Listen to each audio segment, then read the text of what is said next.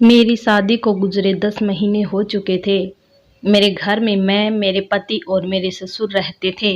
मेरी सासू माँ का मेरी शादी से पहले ही देहांत हो चुका था।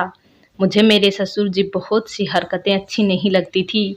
एक रात मेरे पति घर पर नहीं थे और मैं अपने कमरे में अकेली लेटी हुई थी। तभी मेरे ससुर जी दबे पाँव मेरे कमरे में आए। उनके दबे पाँव आने की वजह से मुझे उनके आने का पता नहीं चला।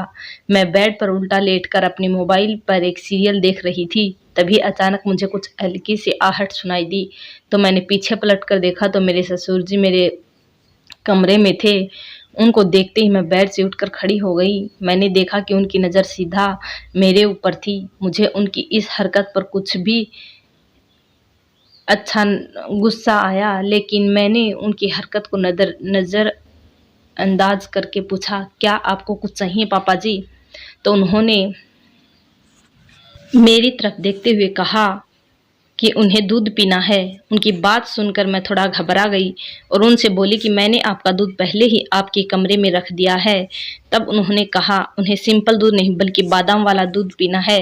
उनकी ये बात सुनकर मुझे काफ़ी अटपटा सा लग रहा, लेकिन मैंने कुछ देर में उन्हें बादाम वाला दूध गर्म करके दे दिया। उसके बाद मैंने कई बार ऐसा नोटिस किया कि ससुर जी का मेरी तरफ देखने का अंदाज़ काफ़ी बदल रहा है।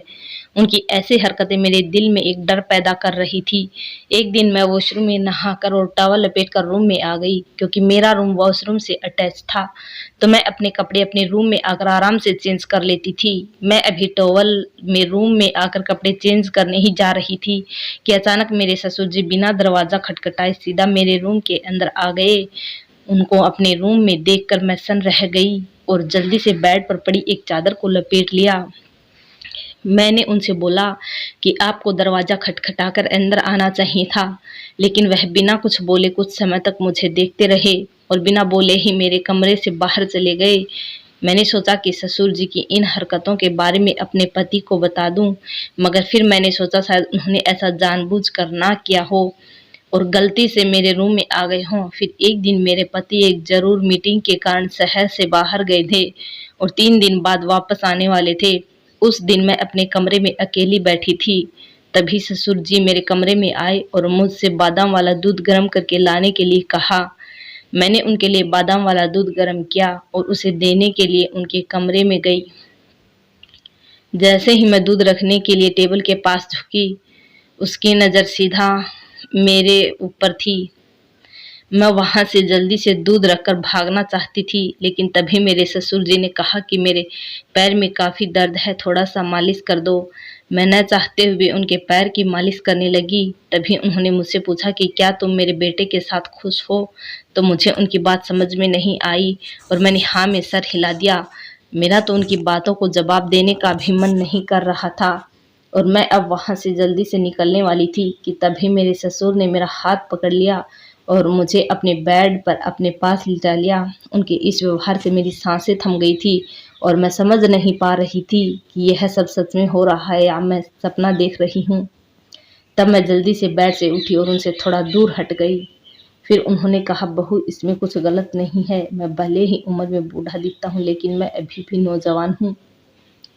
मैं उनकी बातें सुनकर सुन पड़ गई थी और किसी तरह से उस कमरे से बाहर जाना चाहती थी, मगर तभी उस कमरे से बाहर जाना चाहती थी तभी उन्होंने अपने कमरे को अंदर से बंद कर लिया और मेरे पास आ गए। मैं अपने ससुर के इस व्यवहार से बहुत ही अधिक घबराई हुई थी और फिर से चिल्लाने लगी, लेकिन उसका कोई खास फायदा नहीं हुआ, क्योंकि वह रूम अंदर से बंद था और आवाज़ प्रूफ रूम था, जिससे मेरी आवाज़ रूम से बाहर नहीं जा पा रही थी।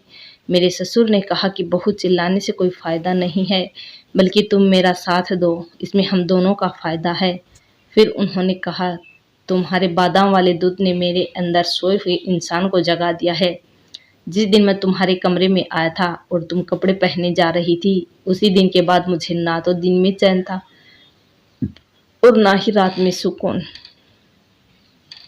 उस दिन के बाद मैं हर रात तुम्हारे बारे में सोचकर बिना सोए गुजार रहा हूँ। मैंने हिम्मत करते हुए कहा, पापा जी यह तो ठीक नहीं है। मैं आपको अपने पापा की नज़र से देखती हूँ। प्लीज़ आप मुझे यहाँ से जाने दें। तो मेरे ससुर ने कहा कि पगली, मैं कोई सगा वाला थोड़ी हूँ और इस बारे में किसी को कुछ नहीं पता चलेगा। इसके बाद उन्होंने मुझे अपने बेड पर लेटा दिया। बोले कि बहू, तुमने मुझे बादाम वाला दूध तो बहुत पिलाया है। मैं अब उनकी इन सब बातों से बहुत डर चुकी थी और कुछ समय तक के लिए मैं बेहोश हो गई। जब मुझे होश आया तो मैं अपना सब कुछ गंवा चुकी थी और अपने इस हाल पर मुझे तरस आने लगा था। किसी तरह मैं अपने कमरे में पहुंची और अपने पति को फ़ोन करके सब कुछ सच-सच बता दिया। मुझे लगा कि शायद मेरा पति मुझ पर भरोसा ना करे, लेकिन मेरे पति ने ये सुनते ही तुरंत वापस आने का फैसला लिया और आने के बाद मेरे हाल को देखकर समझ गया कि मेरे साथ क्या हुआ है। उन्होंने तुरंत पुलिस को फ़ोन किया और पुलिस को सारी बातें बताई, जिसके बाद मेरी रिपोर्ट के आधार पर पुलिस मेरे ससुर को जेल भेज दिया और मेरे पति अपने पिताजी के इस हरकत पर बहुत ही अधिक शर्मिंदा हुए और मुझसे माफ़ी मांगने लगे। दोस्तों, ये कहानी तो एक काल्पनिक है, लेकिन इस कहानी का मकसद आपको जागरूक करना है कि अगर कभी भी आपको ऐसा कुछ भी लगे कि कोई घर का सदस्य आपकी तरफ इस तरह से दिखता है या ऐसी कोई फिजूल हरकत करता है, तो इस बारे में अपने पति या अन्य किसी को ज़रूर खबर कर दें, ताकि आपके साथ भविष्य में ऐसी कोई भी घटना ना घट पाए। धन्यवाद दोस्तों। वीडियो पसंद आई हो तो लाइक करें, चैनल को सब्सक्राइब करें।